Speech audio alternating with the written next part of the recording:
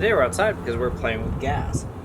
So here's some fun ones. If your bike's turning over, but it isn't starting, and maybe it seems like it's catching, like it's trying to start, and then it dies, it very well could be that your injector is clogged, or this inline fuel filter is clogged.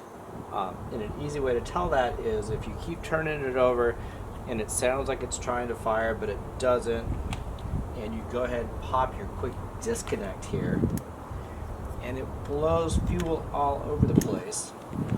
See, that's about normal. If it blows fuel pretty good, then the injector obviously isn't opening. Either this is clogged and it's not getting past, or the injector isn't opening and letting it into the motor, and that would be your problem there. At that point, you could take the injector out. You could try to clean it. I haven't had a lot of luck cleaning them personally. People have cleaned them and maybe got the bikes going, but they've never really run right or great again. Personally, I just go ahead and replace it. So that would kind of be my suggestion there, but at least you know what the symptom is.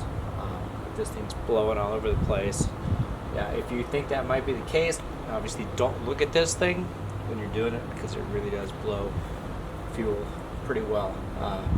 Other things that go wrong with the fuel system are not having enough fuel in it, believe it or not. Can you tell how much here is in here?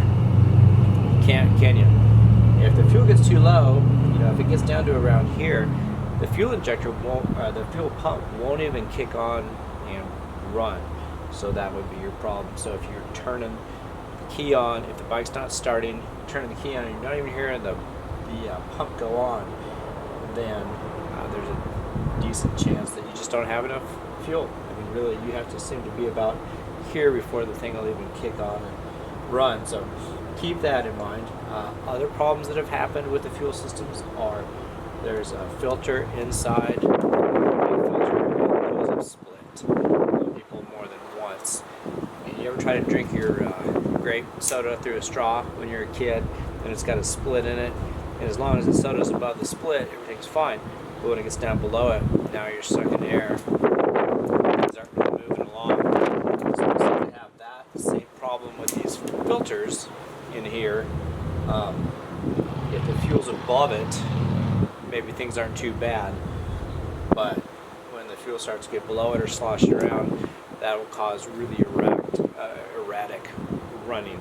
So and it could run and then shut off, and that would drive me nuts. So anyhow, we're going to take this stuff off now. That's why we're outside. We're playing with gas.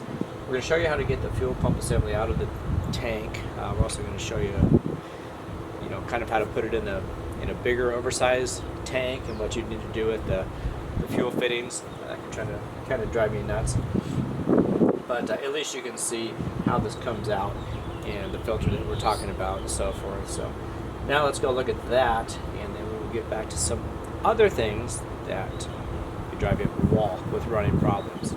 Okay,